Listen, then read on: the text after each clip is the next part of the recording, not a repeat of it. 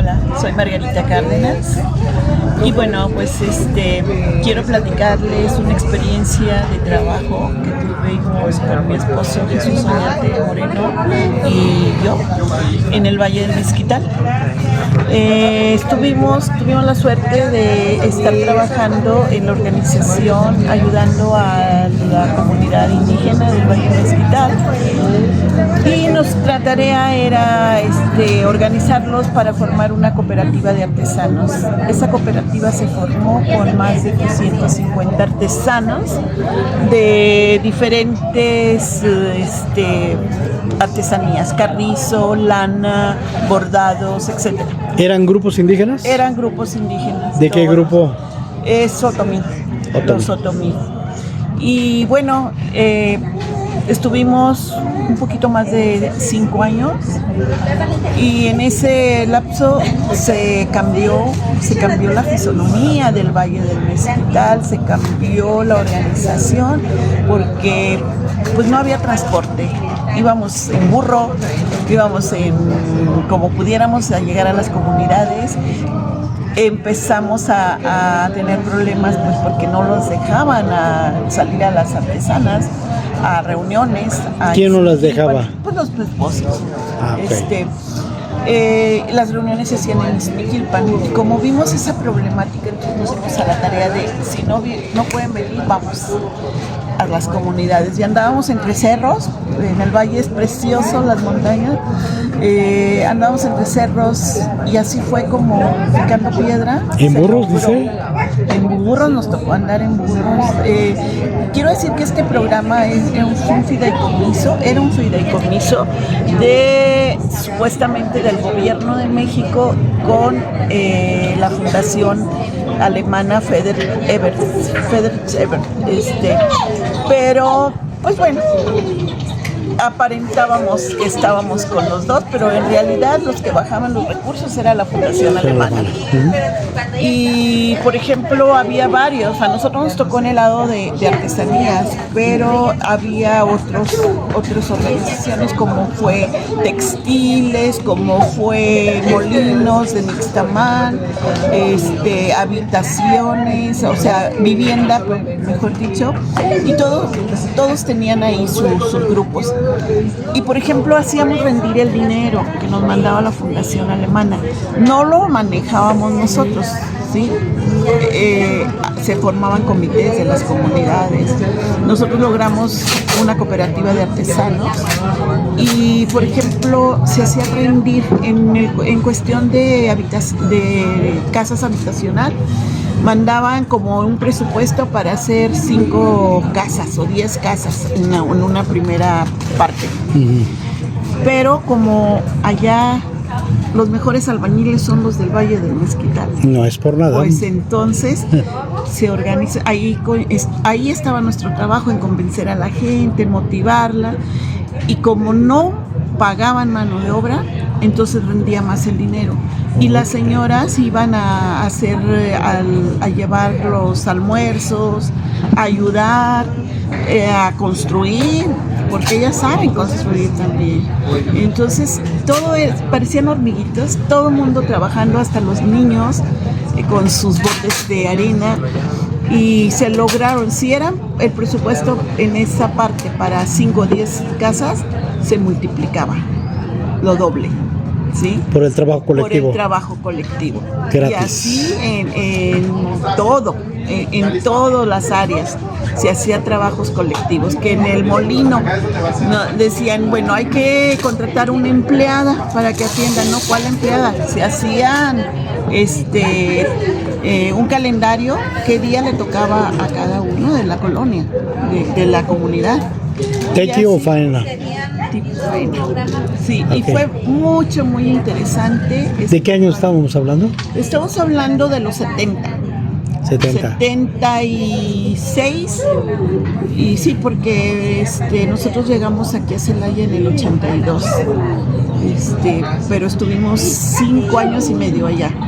Trabajando. Entonces, muy bonito. Para mí ha sido la mejor experiencia de un trabajo en equipo. tenemos muchas satisfacciones. Mi esposo, decíamos nosotros siempre que allá habíamos dejado una hija en el Valle, que es la cooperativa de artesanos, que todavía existe. Qué bueno. No con los 350 artesanos que originalmente La fundaron. se fundó, pero pudieron comprar una casa y se llama la Casa de las Artesanías de Izmiquilpan, la Flor del Valle. Oh, muy bien. Ahora, dígame, ¿qué es lo que motiva a que salgan las cooperativas? Por ejemplo, los grupos indígenas siempre tienen experiencia en el trabajo colectivo.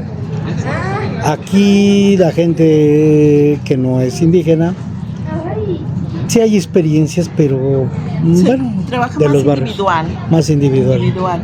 Yo creo que allá, bueno, su naturaleza es una hermandad, porque pues como todos se apoyan en la comunidad, entonces forma una hermandad, pero aparte también se hace conciencia con ellos porque hay mucha explotación de gente que va a comprarle sus artículos y se los compra a un precio muy barato, ¿sí? Me acuerdo, esta experiencia sí me encantaría contárselas porque en el área donde estábamos en artesanos iban unas señoras fifí, yo diría, y les compraban sus tiras bordadas y entonces ellas les elaboraban trajes, y los vendían en los altos almacenes, como Palacio de Hierro. ¿Sí? Y ellas pues se contentaban con los 5 o 7 pesos que les pagaban las tiras bordadas en aquel entonces. Y entonces nos dimos a la tarea de organizar un viaje con ellas a la Ciudad de México y llevarlos a los grandes almacenes. Y ahí fue el reto, porque pues hay mucha discriminación. Sí yo me había tomado la precaución de decir que iba a ir con un grupo a ver los almacenes, etcétera, etcétera. Pero pues nunca se imaginaron ahí los gerentes que era un grupo de indígenas, de artesanos. Y nos cerraron las puertas y no nos dejaron entrar. Entonces le dije, oye, no. Y pues no me quedé con los brazos cruzados, obviamente, porque habían hecho un gran esfuerzo para salir de su entorno. Y me di a la tarea de llamar a medios de comunicación en la Ciudad de México. ¿Y luego? Llegaron y entonces nos dejaron entrar. Claro, no por la puerta principal, por la puerta donde entra la mercancía. Y les dije, pues allá a los medios les dije, es que el objetivo de venir aquí es para que vean en cuánto se valoran sus artesanías, sus bordados y en cuánto se los compran. Y entonces empezaron a ir a poner a las dependientes a cambiar precios. Le dije, el precio más bajo que le pongas no se va a comparar con el que le pagan a ellos.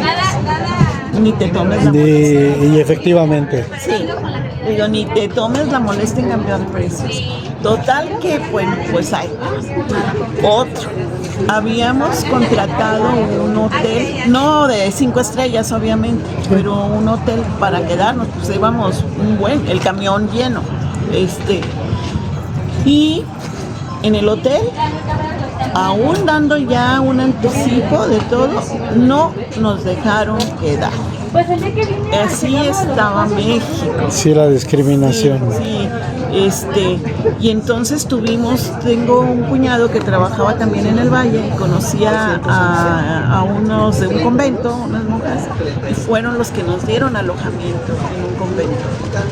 Porque si no, pues íbamos a dormir en un parque, ¿no? Y fueron experiencias muy bonitas, pero que a ellos les marcó. Y de ahí empezaron a hacer más conciencia, ¿no? Y después sí, fuimos muy perseguidos por la prensa amarillista. ¿Por qué? Porque, pues, en principio, al mismo gobierno no le interesaba que la gente se concientizara. ¿De qué año estamos hablando? Estamos hablando de los 70. 70. No le importaba que se concientizara la gente, quería verla dormidita.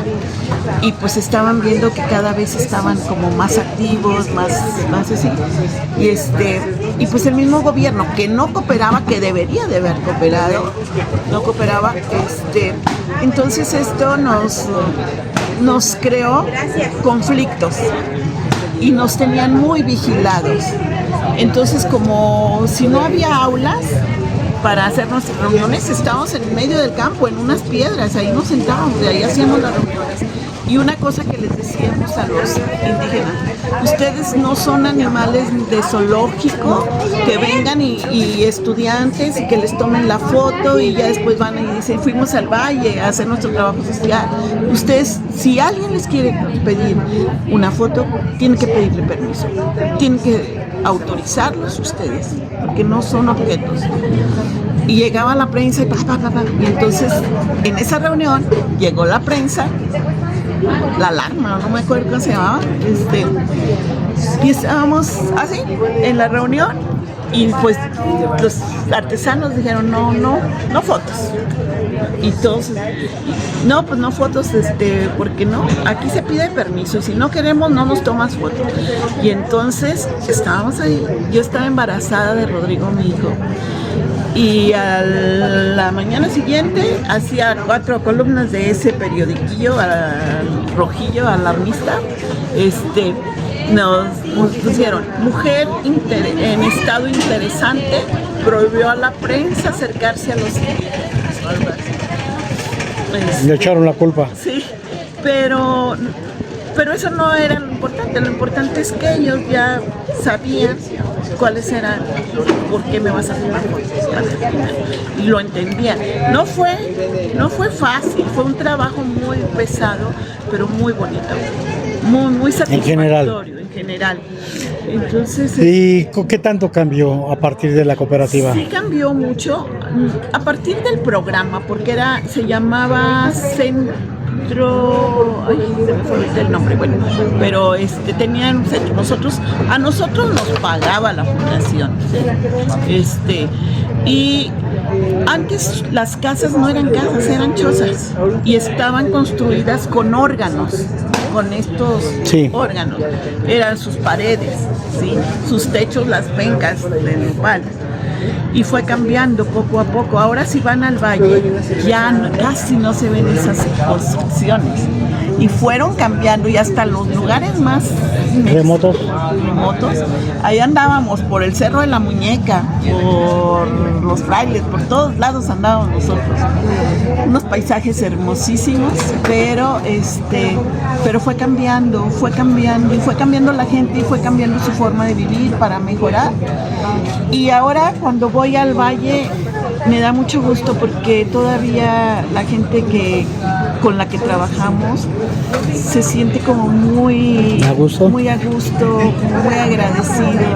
Y nosotros, bueno, antes iba con mi esposo, ahora voy sola, pero bonito, o sea, reconocen el trabajo y no nos andábamos pavorreando de que quién podía hacer más y quién podía hacer menos, ahí parejo, y era tan hermoso.